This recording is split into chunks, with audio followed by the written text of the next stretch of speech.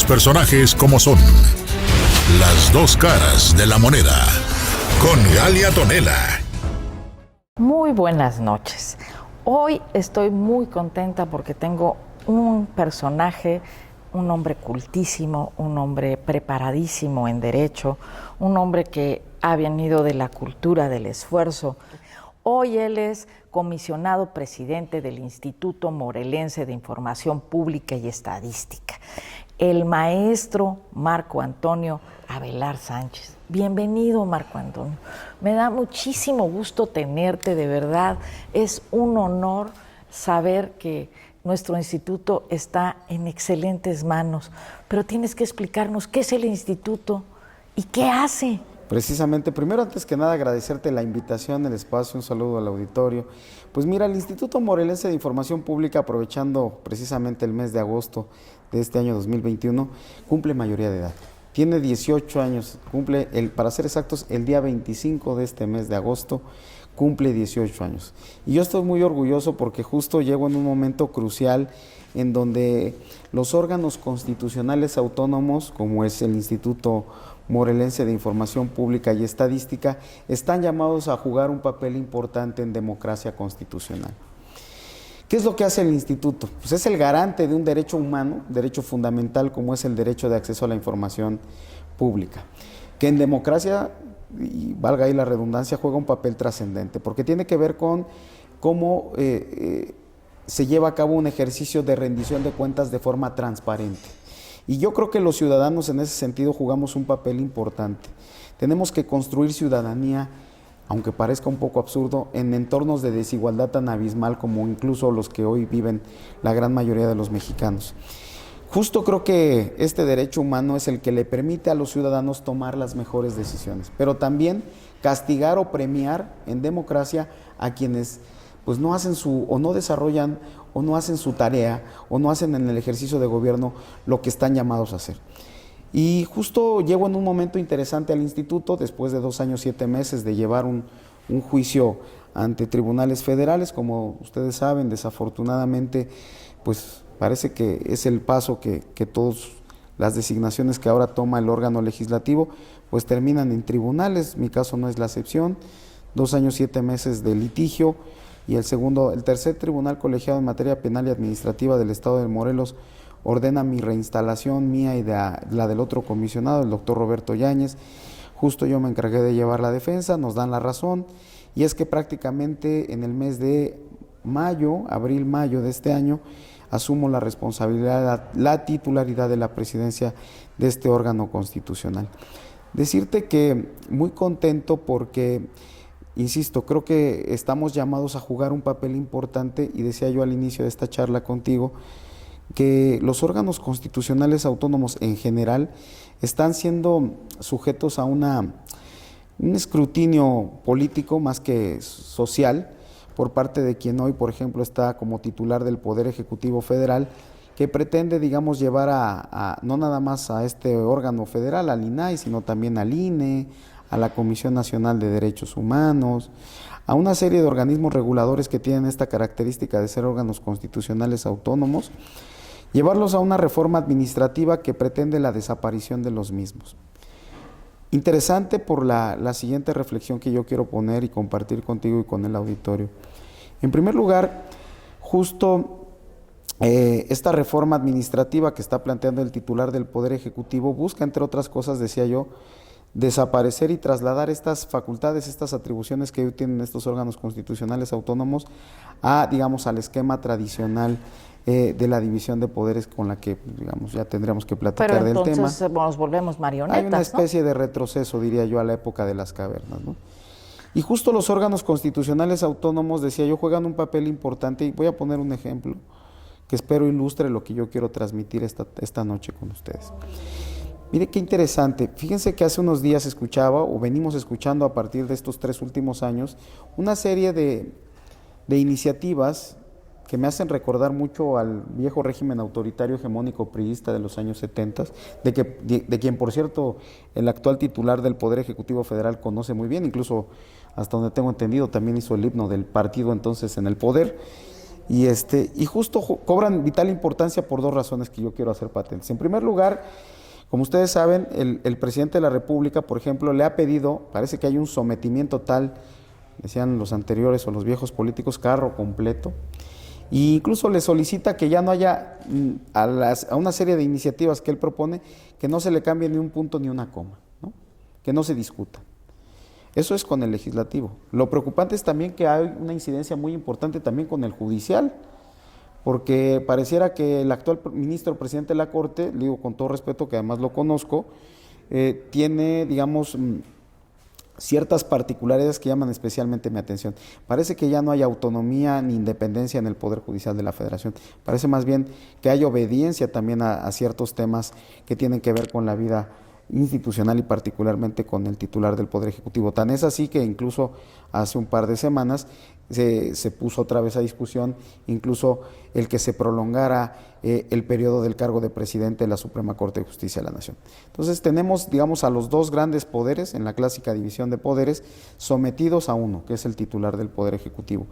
Y entonces el papel que están llamados nos haría una dictadura nuevamente. Claro, por supuesto, y lo estamos viendo justo el día de hoy. Hemos conocido ya, por ejemplo, de un pronunciamiento que hace el titular del Poder Ejecutivo para utilizar todos estos mecanismos que tiene a su alcance para combatir a quien piensa diferente. Tú has sido víctima incluso personalmente de estos temas y decirte que hoy más que nunca parece que estamos regresando a esas viejas prácticas que yo ya creía superadas. Y justo es donde creo que los órganos constitucionales autónomos, como lo puede ser en este caso el órgano garante de la transparencia, juega un papel importante. Porque justo es quien va a generar los pesos y contrapesos. Pesos y contrapesos que en democracia constitucional son fundamentales. Y en ese sentido, creo que no nada más, insisto, el órgano de transparencia, sino el INE, el INAI, la Comisión de Derechos Humanos, es decir, todos estos órganos garantes, lo que pueden garantizar es que haya equilibrio donde no los hay. Y yo creo que justo es donde cobran vital importancia. De ahí, insisto, que creo que tenemos que aquilatar el papel que han desarrollado, en el caso de Morelos, estos últimos 18 años el instituto. A ver, creo que ha habido una serie de críticas por lo que dejó de hacer en algún momento el instituto. Justo a mi llegada a esta nueva integración, tenemos ya ahora sí un pleno integrado de forma correcta en el instituto, tenemos la posibilidad de resolver una serie de temas que no habían sido o que se habían postergado en su resolución. Contento, sí, porque creo que la respuesta de los sujetos obligados, son 183 sujetos obligados en el estado de Morelos, partidos políticos, sindicatos, presidentes municipales, todo aquel ente público que reciba recursos públicos es un sujeto obligado. Decirte con mucha satisfacción que hemos terminado en este primer tramo del primer semestre de este año con estándares de calificación, de evaluación entre el 85%, casi el 90% en el cumplimiento de las obligaciones de transparencia. Y entonces decía yo al inicio de esta charla que justo este mecanismo permite premiar o castigar. Y fíjate que me he encontrado con sorpresas muy agradables. Por ejemplo, quien ha cumplido... ¿Y si realmente es premiar o castigar o realmente es nada más que reciban el efecto a sus acciones? Fíjate que qué bueno que lo planteas, yo me iba a hacer un comentario. Fíjate que en nuestro estado, ya ves que se aprobó en 2014 la reforma electoral que entre otras cosas establece la reelección legislativa y la reelección para cargos públicos. Menos para el presidente, pero para las demás, digamos, Senado, Cámara de Diputados, Congresos locales también, presidentes municipales.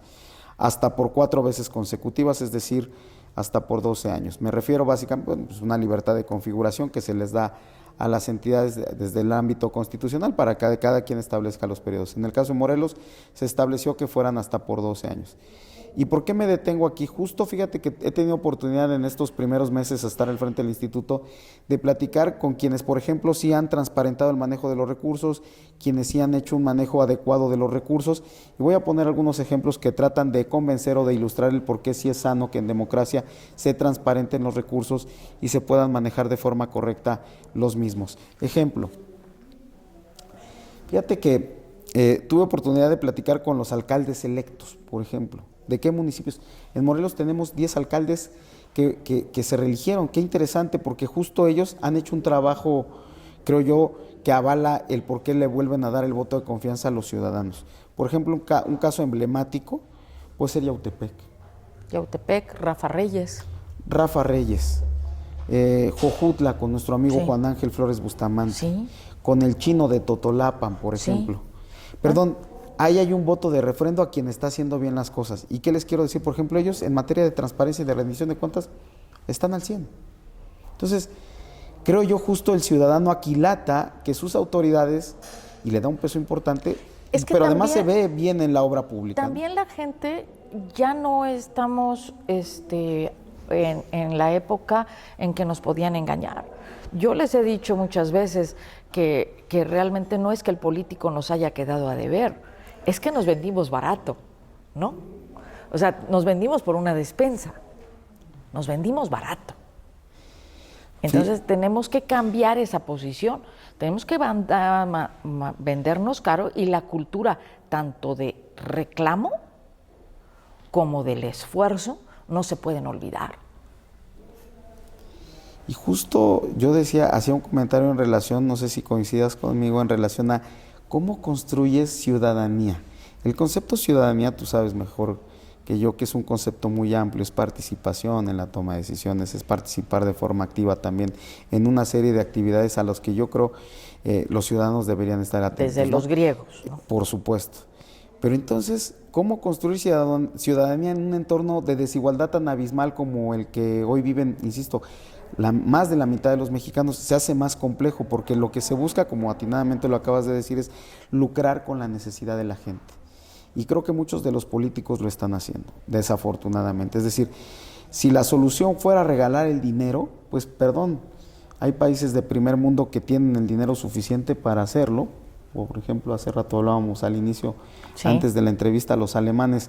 ¿Ustedes creen que Angela Merkel no tiene el dinero suficiente como para generar programas como los que tenemos hoy en nuestro país, que no buscan mitigar la pobreza, sino que buscan resolver el problema de fondo? Y el problema de fondo tiene que ver con otros temas que no son de índole exactamente, económico, son de índole educativo, ¿no? Totalmente, porque nosotros hemos destinado el dinero a hacer la gente perezosa en lugar de gente trabajadora, ¿no?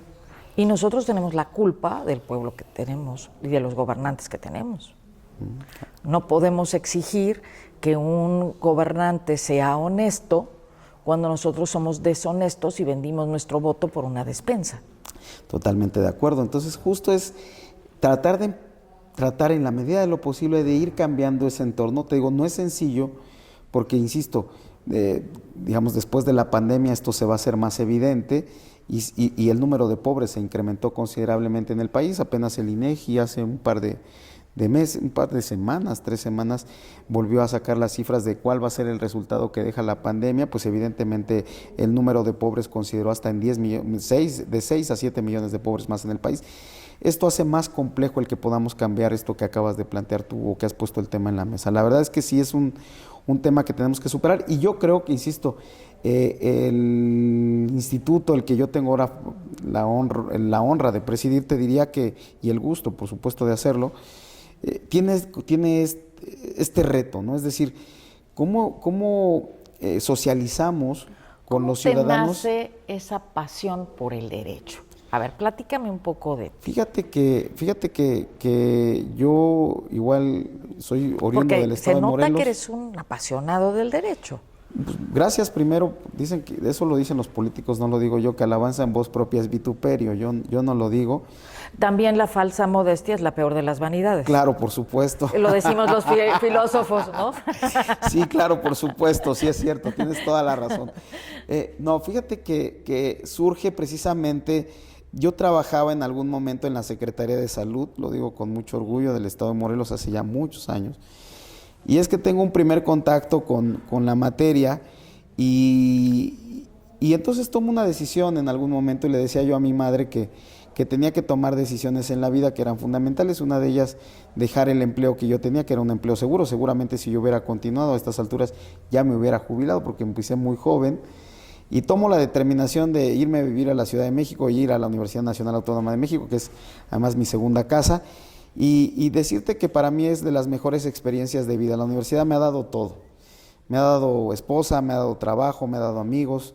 Y la verdad es que dicen que uno puede perdonar. De universidad. Pues nunca es tarde, nunca es tarde para empezar. Bueno. Entonces, y me daría gusto que eso ocurriera. Y la verdad es que yo ahí es donde, digamos, me involucro más con el tema. La vida me llevó por el tema más jurisdiccional, en algún momento en el Tribunal Electoral del Poder Judicial de la Federación, en algún otro momento en el Tribunal Electoral de la Ciudad de México. Posteriormente, con esa experiencia, trabajé para partidos políticos, con algunos actores políticos nacionales, siendo presidente nacional del PRI, por ejemplo, un buen amigo que también es egresado también de la División de Estudios de Posgrado de la Facultad de Derecho de la UNAM, el doctor César Camacho Quirós me invita y me dice, ¿por qué no vienes? Yo siendo presidente, él siendo presidente del partido a nivel nacional, me hace una invitación para que me sume a trabajar con el proyecto que tenían para defensa o estrategia de defensa del voto. Es que yo regreso a Morelos y la verdad es que cuando llego a Morelos me encuentro con muy buenos amigos que estaban participando en política. Yo venía con esa estrategia de defensa nacional del voto y una vez concluida esa actividad recibo la invitación de buenos amigos de ese instituto político, me invitan de nueva cuenta a trabajar al Congreso del Estado de Morelos. Yo ya en su momento había estado también como secretario técnico, asesor, tanto en Cámara de Diputados, en Cámara de Senadores. La UNAM también me ha dado la oportunidad de dar clases tanto en Senado, en Cámara de Diputados, ahora Congreso de la Ciudad de México, Poder Judicial Federal, tanto Sala Superior como el mismo... ¿Estás satisfecho con tu carrera? Sí, soy muy feliz. La verdad es que hago lo que me gusta y cuando tú haces lo que te gusta, no sé si llamarle trabajo, ¿no? Yo cuando me dicen, vas a dar clases, mi esposa, como tú sabes, la universidad es tan generosa que incluso por aquí anda el doctor Carrancay Rivas. Yo a veces me dice mi esposa, no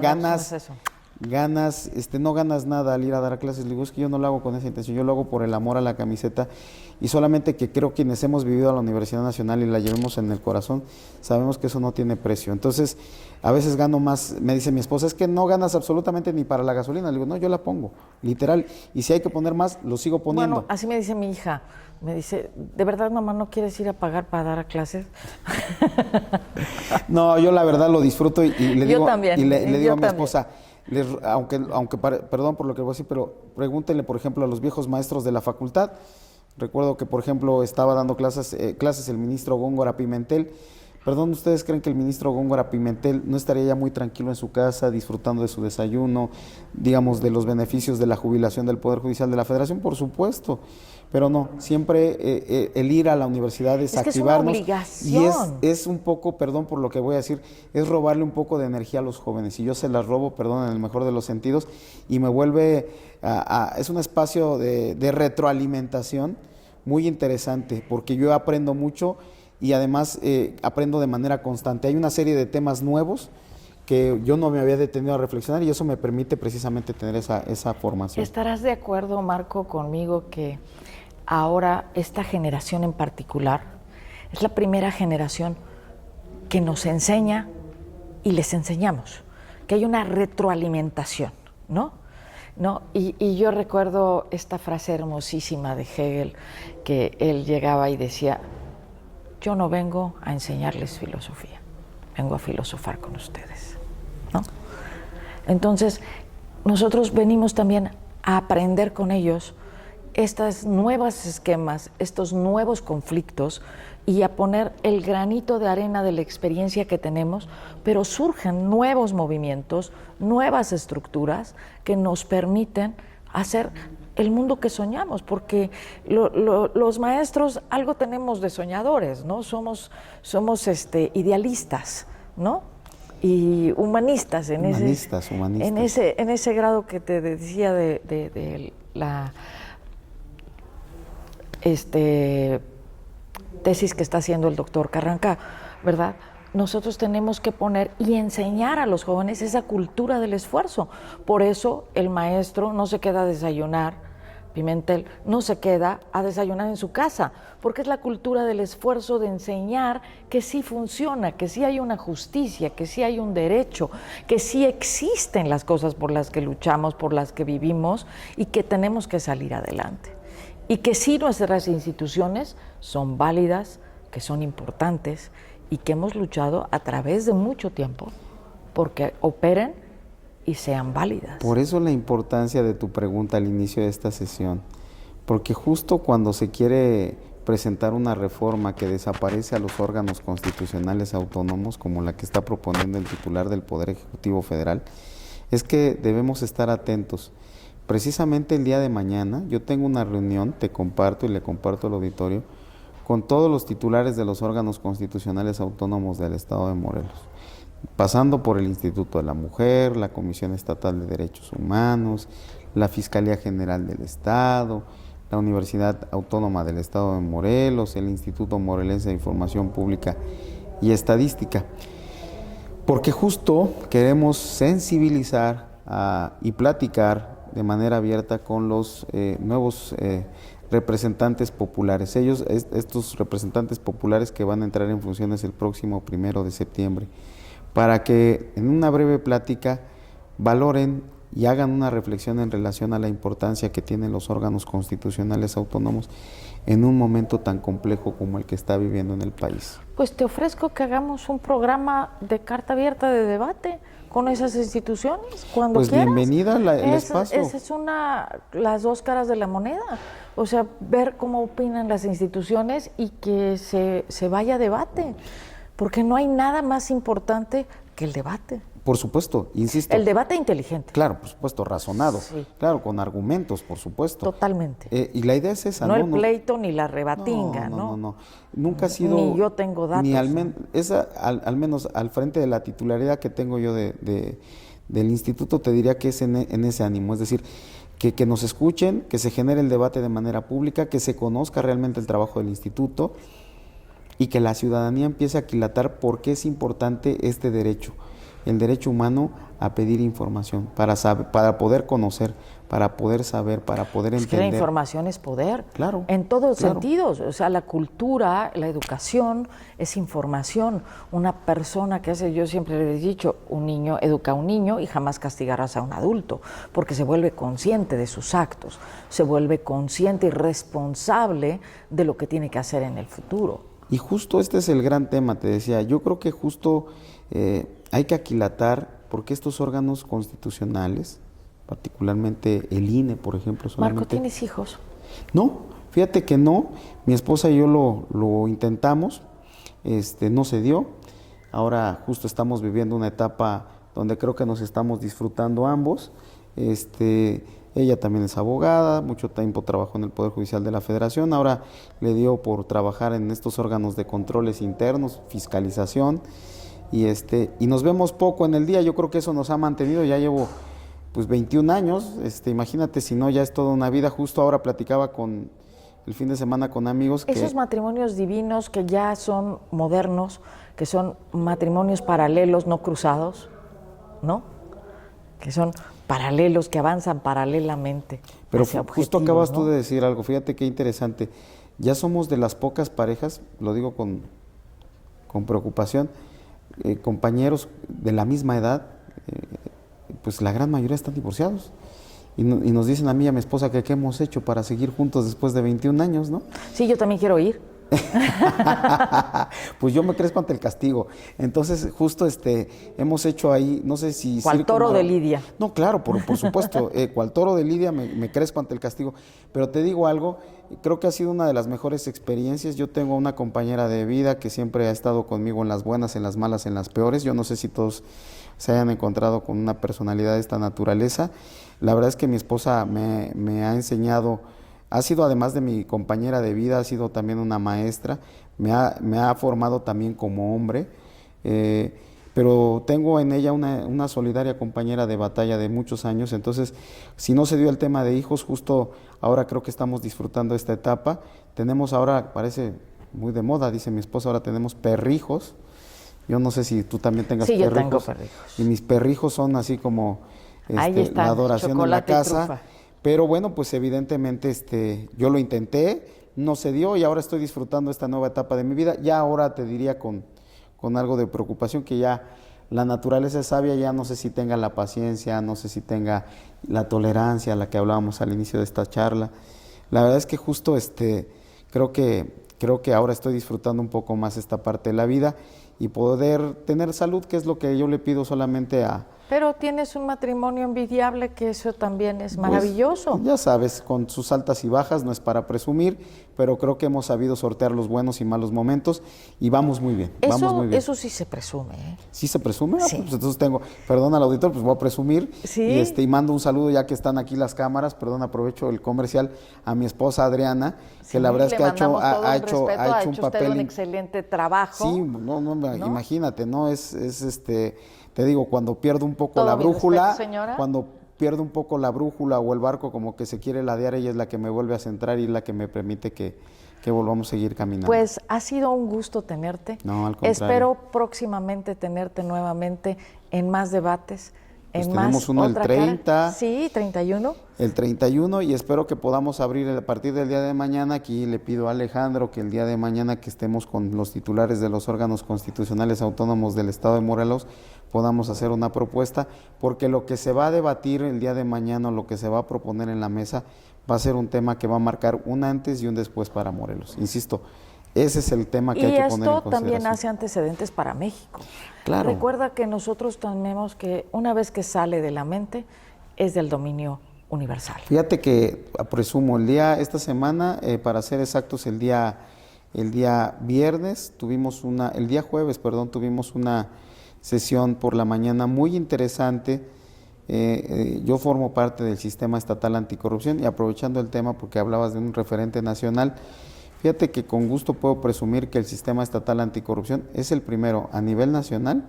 Nosotros ya tenemos pueblos y comunidades indígenas en Morelos y tenemos que privilegiar a los pueblos originarios en un ánimo de respeto de respeto irrestricto a sus cosmovisiones, a su forma de ver la vida. Y fíjense que por primera vez me siento, y a los usos y costumbres, que por primera ocasión, ahora estos pueblos y comunidades indígenas también están obligados a presentar su declaración patrimonial. ¿Y qué creen? Lo hicimos con un formato que viene traducido al náhuatl. Maravilloso. ¡Qué padre! Y yo me siento muy contento de formar parte de ese sistema porque se le dan las condiciones para que este lenguaje que está a punto de desaparecer en algunos pueblos, no sé cuánto tiempo vaya a durar el náhuatl en Morelos, creo que le queda muy poco tiempo de vida. Nosotros ahora como autoridades tenemos la obligación, ojo, de fortalecer el tema del respeto irrestricto a estas formas de ver a la vida, el respeto a los pueblos y comunidades indígenas, a los pueblos originarios, y tenemos la obligación de fortalecerlos. Esta es una muestra de fortalecimiento. En algún momento se les pidió y se los vamos a hacer, nosotros ya estamos haciendo lo mismo en el IMIPE, tenemos que traducir al náhuatl toda la legislación. Tú sabes que la palabra cumplir en náhuatl no existe, porque no existe la idea simplemente de no cumplir. No lo sabía, pero qué interesante que lo acabas de comentar. Fíjate que al inicio de la plática decíamos que algo que se ha perdido en política y ojalá y se recupere es la palabra. La palabra. En pues política, lo vamos a buscar. Sin palabra. Tienes la palabra no tiene tanto de Channel One de Los Ángeles, que nos mira en este momento, Canal 10.1 de Cuernavaca, Morelos, televisión local, Lo de Hoy Morelos y La Jornada, que estamos juntos luchando porque este México sea mejor todos los días. Pues, y tienes siempre aquí tu casa abierto a un espacio siempre para buscar justicia y ser un mundo mejor. Pues yo te agradezco el espacio y te agradezco por supuesto que compartas la preocupación, justo también yo tengo ese interés, tenemos intereses en común, entonces si te parece que no sea la primera, sino la primera de varias en la que me puedas invitar. Así será. Y para mí va a ser siempre un placer estar Así contigo. será. Muchísimas Nos veremos gracias. la próxima semana en un interesante programa en las dos caras de la moneda. Muchas gracias.